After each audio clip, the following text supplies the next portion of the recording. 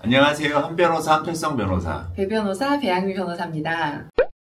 정말 식구처럼 생각한 직원 중에 한 분이 회사 돈에 좀 크게 손을 대셨어요. 아, 이거 몸에 좋으니까 이 영양제 드세요 그러면서 이게 뭐 한 포에 뭐 10만 원짜리 영양제다. 제가 다 받았습니다. 라고 자백하니까 법인카드를 긁고 나서는 나중에 그거를 야, 엠빵이니까 나한테 얼마 보내. 대표인들이 이거 내 건데 내 거 내가 가져왔는데 이게 왜 횡령이야.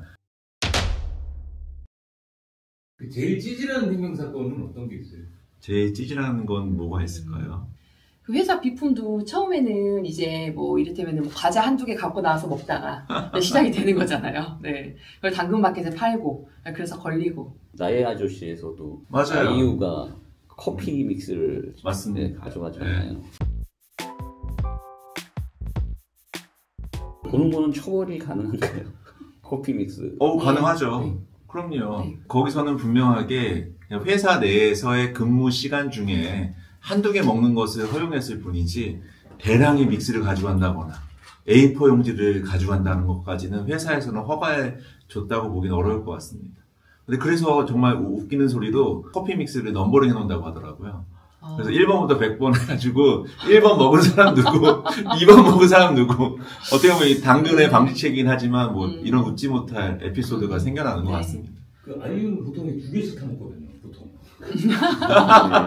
회사 내에서 많이 먹어도 그거 가지고 뭐라 할 건 없습니다. 나중에 뭐 사장님이 한마디 하겠죠. 그거를 집에 가져가기 문제가 되는 거죠? 네. 집에 가져가는 사람은 양반이고요. 알차게 모아가지고 당근마켓에 파는 사람도 있더라고요. 그러니까 규모가 작아서 고소를 안 하는 것 뿐이지 법적으로는 다 이게 횡령에 해당하는 거죠. 네. 해고가 유효하다라고 판결을 내렸는데 또 저도 그게 되게 궁금해가지고 한번 찾아보니까 일단 회사 입장에서는 그런 경우가 좀 비일비재했었고 또 하나는 회사 내에 엄격한 내규가 있었다고 하더라고요. 이런 일이 있으면은 무조건 해고한다라는 내규가 있어서 또 법관의 입장에서는 또 이런 일을 일벌백계 하는 차원에서 뭐 중한 해고 처분이 정당하다고 판결을 내리지 않았을까. 물론 내가 그 판결이 뭐 정당하다고 말씀드리는 건 아니지만 이렇게 또 한 면만 놓고 보면은 정말 이상한 판례이긴 하지만 또 다른 면을 놓고 보면은 그 판사님들이 이렇게 판결 내리는 데는 또 그에 따른 합리적인 판단 기준이 있었던 것 같습니다. 참고로 직장인분들한테 저도 그 얘기를 해드리고 싶은데 그 직장 해고 관련해가지고요. 생각보다 성비위랑 횡령에 대해서는 굉장히 그 수위가 세요. 그러니까 저희가 뭐 조금 일 잘못했다 이런 걸로는 해고를 하면은 해고가 거의 무효가 되거든요. 근데 횡령은 금액이 그렇게 크지 않아도 이를테면은 뭐 한 50만 원, 100만 원 이런 거라도 이건 돈과 관련되고 회사 일과 관련된 거기 때문에 그 정도 작은 규모라도 해고를 했을 때 해고가 무효가 잘 되지 않고 해고 오케이가 잘 되고요. 성비위도 마찬가지입니다. 성비위도 생각보다 저 정도 가지고 형사처벌은 뭐 별거 아닌데 이걸로 해고해도 될까? 라고 생각했던 것들이 다 해고가 오케이거든요. 그래서 횡령은 생각보다 회사에서는 사실은 엄격하게 다뤄지는 건 맞는 것 같습니다. 그러니까 이거 괜찮겠지 생각했다가 큰일이 나고요. 횡령은 아니고 약간 배임이라고 부를 수 있지만 회사에서 지원해주는 지원금 가짜로 신청해서 받아가는 거 있잖아요. 공기업이든 사기업이든 이것도 다 배임에 해당돼서 이걸로 받아간 돈이 몇십만 원 안 되더라도 해고 가능한 상황입니다. 해고하더라도 별로 할 말이 없는 거죠. 실제로는 이제 정직 정도 하고 금액이 몇백만 원 되면 해고하긴 하는데 몇백 되는 걸 해고를 가지고 해고 무효 아니냐 이렇게 갔을 때 이 경우는 근로자의 편을 잘 들어주지는 않더라고요.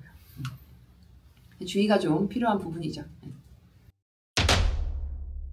저는 좀 과감한 횡령 사건을 정말 많이 봤거든요. 예를 들어서 폐기물 처리 업체인데 폐기물을 실제로 안 가지고 가는 거예요. 빈 차로. 근데 막 꾸며 이걸. 또 폐기물을 또 처리해준 것처럼 가지고 오는 거예요. 근데 그게 한 차 왔다 갔다 할 때마다 한 100만 원씩 나가거든요. 외주비가. 그거를 계속 돈을 나가게 하거나 새벽 시간에 일부러 작업을 해가지고 무게를 속여요. 그런 식으로 업체랑 이렇게 직원이 짜고 이렇게 돌기 시작하면 순식간에 1,000만 원, 몇천만 원 단위의 돈을 몇 개월 안에 빼돌릴 수가 있고요. 그리고 실제로 농협 쌀도 농협 직원이 쌀 들어가고 나가고 쌀 퍼가고 나가고 하는 거를 이거를 장부를 속이는데 그 쌀 창고에 파견 나가 있는 직원은 한 명이거든요. 그 혼자서 그 재고 관리를 하다 보니까 한 10억 날릴 정도로 돈이 많이 빠져나가는 동안 그게 관리가 안 돼가지고 결국은 손실이 났고요. 이 사건 정말 안타까웠던 게 그 사람 상급 관리자인 상무님이 그 돈을 회사에 물어내야 되는 거예요. 관리 책임으로. 그래가지고 그 관리 책임을 어디까지 매길 거냐. 이게 좀 쟁점이 됐던 사건이었는데 그런 식으로 횡령이 많이 일어나고요. 그 횡령했던 농협 직원은 당연히 구속되고 처벌됐지만 돈 안 갚았어요. 이미 다 그 돈 동남아 가서 보박하고 다 쓰고 이미 어쩌다 숨기고 돈을 돌려받을 수는 없고 처벌이 사실 관심이 없거든요. 그분들은. 돈을 돌려받는 게 중요한데 실제로 돈을 못 받는 경우가 정말 대부분이었어요. 배병이 저보다 횡령 사건 훨씬 많이 해본 것 같습니다. 아니요. 근데 의외로 되게 좀 큰 사건들이 좀 회사가 큰 회사가 아니에요. 되게 좀 그 매출이 높지 않고 어떻게 보면 알짜배기 회사죠. 오너들이 되게 돈은 있는데 회사는 그렇게 크지 않고 직원 서너 명인 회사에서 이런 게 좀 많이 일어나다 보니까 조금 조심을 할 필요가 많이 있는 것 같습니다. 그 말이 맞는 것 같아요. 정말 바늘 도둑이 소도둑 된다고 한 번만 횡령을 한 사람은 없는 것 같습니다. 한 번 횡령한 다음에 이 소액이라도 그게 걸리지 않는다면은 이 사람들이 갈수록 자신감이 생겨가지고 되게 그 횡령 액수가 더 커지지 않았을까. 그 제가 아까 말씀드렸던 그 자백의 보강 법칙 나왔던 그 사건도 맨 처음에는 뭐 이 피트니스 센터에서 그 회원들의 1년치 회원권 그 비용을 좀 현금으로 받고 나서는 한두 명 하다 보니까 뭐 나중에 대범해져가지고 수천만 원까지 횡령을 한 사안이었습니다.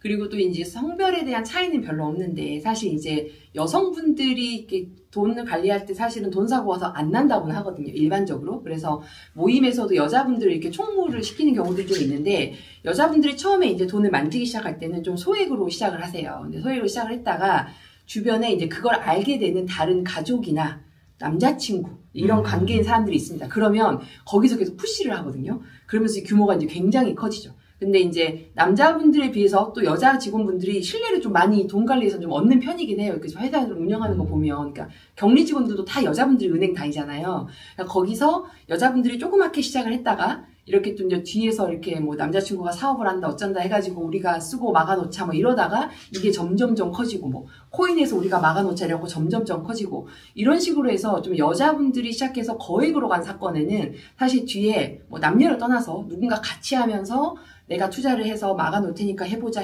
이래서 커진 사례가 좀 많거든요. 그래서 혼자서는 무서우니까 좀 못하는데 또 여럿이 이렇게 가담을 하다 보니까 장기화되면 금액이 커지는 그런 사건들도 많이 있었습니다. 이게 참 슬픔을 나누면 반으로 된다는데 이 죄의식을 나누면 반이 안 되는 것 같다. 겁이 없어지는 거죠. 그 순간부터. 예. 근데 이제 걸리면 거의 무조건 이거는 거의 뭐 구속이 되고 처벌도 오래 되는데 문제는 돈을 못 받는다. 그러니까 네. 이게 5억 이상이면 또 특경으로 가가지고 네.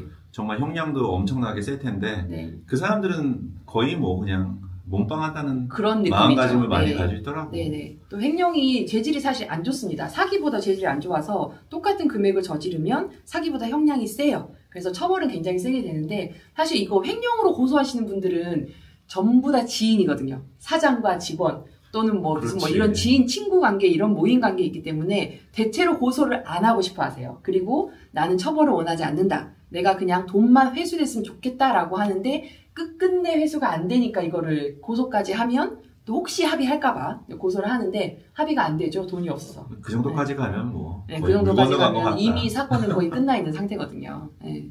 좀 안타까운 것 같아요. 네. 네. 횡령 사건이 남의 얘기가 아니라 일상에서 많이 일어나고 있잖아요. 혹시라도 어려운 상황, 사업자분이시든 직장인분이시든 생기시면 저희 찾아주시면 가족 같은 마음으로 같이 함께 하겠습니다. 지금까지 한 변호사. 배 변호사였습니다. 안녕.